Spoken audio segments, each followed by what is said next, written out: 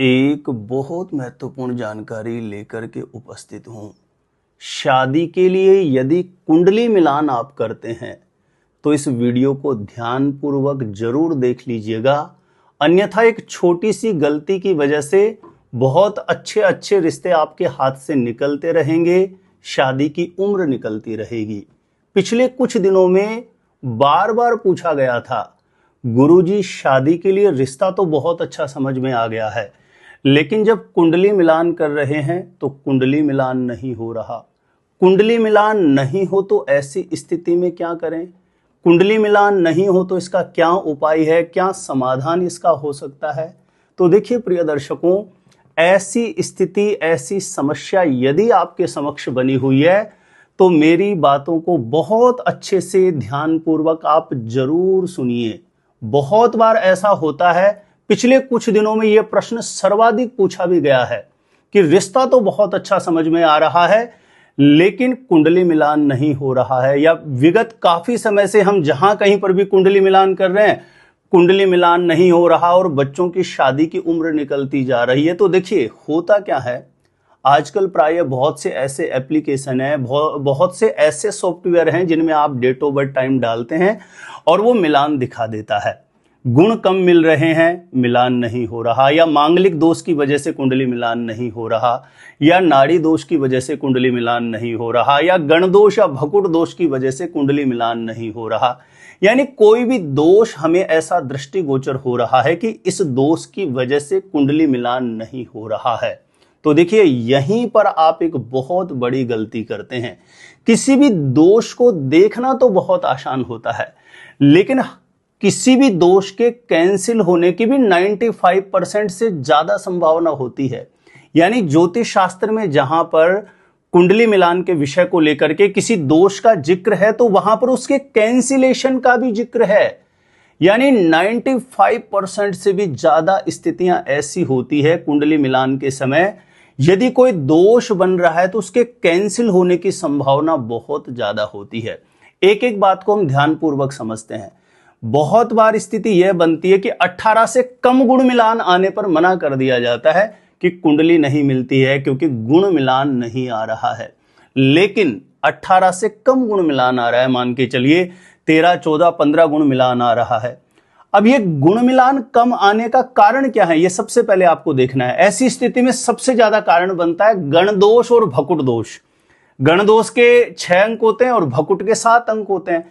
इन दोनों के मिलके ही 13 अंक कम हो जाते हैं। यदि गण दोष और भकुट दोष बनेगा तो ऑटोमेटिकली गुण मिलान कम आएगा। लेकिन यहां पर जरूर ध्यान देना, यदि राशि मैत्री हो जाती है ना तो गण दोष और भकुट दोष दोनों ही पूर्णतया कैंसिल हो जाते हैं।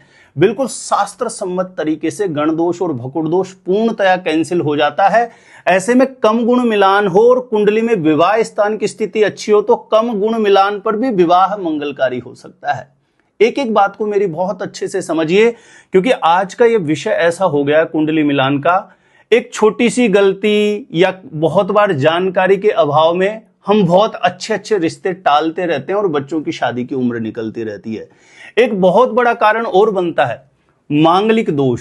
बहुत से लोगों के तो दिमाग में ये बैठा हुआ है और मेरे पास बहुत सी कुंडलियां आती है तो मेरा उनसे जब डिस्कस होता है तो उनका कहना होता है कि साहब लड़का मांगलिक है तो इसके लिए कोई मांगलिक ही लड़की देखनी है, या लड़की मांगलिक है तो क्या मांगलिक ही लड़का जरूरी है? ऐसा बिल्कुल भी जरूरी नहीं है, यह आपके दिमाग का मिथ है। बहुत सारी ऐसी कंडीशंस होती हैं जिसमें मांगलिक नॉन मांगलिक से भी और नॉन मांगलिक मांगलिक से भी विवाह करेगा तो विवाह मंगलकारी होता है। मान के चलिए एक कुंडली मांगलिक और दूसरी कुंडली मांगलिक नहीं है, लेकिन जो कुंडली मांगलिक है उसमें मंगल स्वराशि का है, मेष राशि या वृश्चिक राशि का है, मंगल उच्च राशि का है, मकर राशि का है, मंगल नीच हो चुका है, मंगल अस्त हो चुका है, मंगल चंद्रमा के साथ है, मंगल गुरु के साथ है। ऐसी विविध प्रकार की कंडीशंस हैं, इनमें से कोई भी कंडीशन लागू होगी तो मांगलिक होते हुए भी उसकी कुंडली का मांगलिक दोष कैंसिल माना जाएगा, मांगलिक दोष प्रभावहीन हो जाएगा। कुंडली मिलान के समय 28 से अधिक गुण मिले तो एक कुंडली मांगलिक दूसरी नहीं हो तो भी विवाह हो जाता है। मान के चलिए कोई भी कंडीशन लागू नहीं होती, यानी अभी जो मैंने पीछे बताई है कुंडली मांगलिक ही है और सामने वाले की कुंडली मांगलिक नहीं है, लेकिन सामने वाले की कुंडली में त्रिषट एकादशे राहु, त्रिषट एकादशे शनि, त्रिषट एकादशे भौम, सर्व दोष विनाशकृत। यानी तीसरे, छठे, 11वें भाव में शनि हो, राहु हो या मंगल हो तो भी नॉन मांगलिक होते हुए मांगलिक से विवाह किया जा सकता है, क्योंकि सामने वाले की कुंडली का मांगलिक दोष पूर्णतया कैंसिल हो जाएगा यह कंडीशन बनने पर भी। तो देखिए, जब आप कुंडली मिलान करते हैं तो आपको शास्त्रीय परिप्रेक्ष्य जो सूत्र हैं, जो नियम है, वो बहुत अच्छे से ध्यान में रखना चाहिए। बहुत बार पंडित जी को दोष देखना तो बहुत आसान हो जाता है, देखा एक मांगलिक है, दूसरे नियम मना कर देते हैं। अरे भाई, मांगलिक दोष देखना तो बहुत आसान है, कोई भी देख सकता है, लेकिन उसके कैंसिलेशन के जो नियम है, रूल्स हैं, वो आपको अपनी स्मृति में रखना कठिन होता है। और जब कुंडली का मिलान करते हैं तो उस समय ये सब चीजें बहुत बारीकी से देखनी चाहिए। यदि यहां पर हमारी चूक होती है तो हो सकता है वो रिश्ता बहुत अच्छा हो और आपने मांगलिक दोष की वजह से उसे ठुकरा दिया हो। एक और स्थिति बनती है नाड़ी दोष, कि नाड़ी दोष की वजह से कुंडली नहीं मिल रही, तो नाड़ी दोष के भी कैंसिलेशन के रूल आपको जरूर देखना चाहिए। मान के चलिए दोनों का जन्म नक्षत्र एक है लेकिन उसके चरण अलग अलग हैं, नाड़ी दोष कैंसिल हो जाएगा। दोनों के जन्म नक्षत्र अलग अलग हैं लेकिन दोनों की राशि एक ही है, तो नाड़ी दोष पूर्णतया कैंसिल हो जाता है। 9 नक्षत्र ऐसे होते हैं जिसमें से लड़का या लड़की का नक्षत्र आ रहा हो तो भी नाड़ी दोष पूर्णतया कैंसिल होता है। जैसे कृत्तिका, रोहिणी, मृगशिरा, आद्रा, पुष्य, ज्येष्ठा, श्रवण, उत्तरा, भाद्रपद और रेवती, इन 9 नक्षत्रों में से नक्षत्र आ रहा हो तो नाड़ी दोष पूर्णतया प्रभावहीन हो जाता है, कैंसिल हो जाता है। दोनों का राशि स्वामी बुध गुरु बन रहा हो तो नाड़ी दोष कैंसिल हो जाता है। यानी किसी भी दोष के कैंसिलेशन के जो नियम हैं, यदि वो शास्त्र सम्मत तरीके से लागू हो रहा हो तो ऐसे में नाड़ी दोष बनने पर भी, नाड़ी दोष यदि कैंसिल हो रहा हो तो विवाह करना मंगलकारी होता है।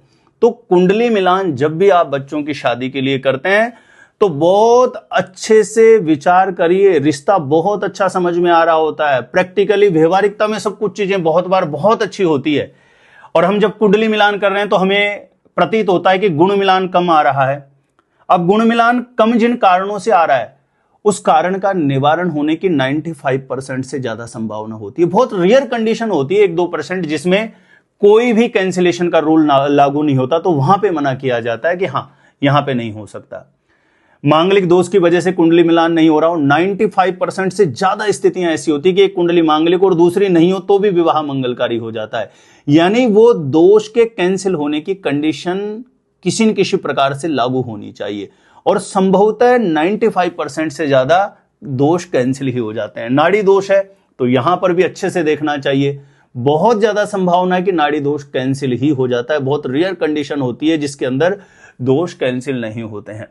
तो प्रिय दर्शकों, ये जो कुंडली मिलान का विषय है ये आज के समय में बहुत जटिल होता हुआ जा रहा है, क्योंकि बहुत से ऐसे एप्लीकेशंस हैं, सॉफ्टवेयर जिसमें ज्यादातर लोग अपने आप से मिलान करते हैं और खुद ही निष्कर्ष पर पहुंच जाते हैं आगे बढ़ना है या नहीं बढ़ना है।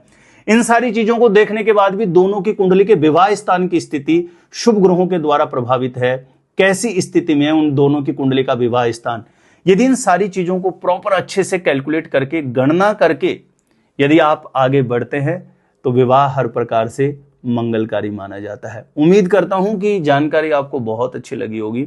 तो मेरा छोटा सा निवेदन है, प्लीज वीडियो को जरूर ज्यादा से ज्यादा लोगों तक शेयर करें।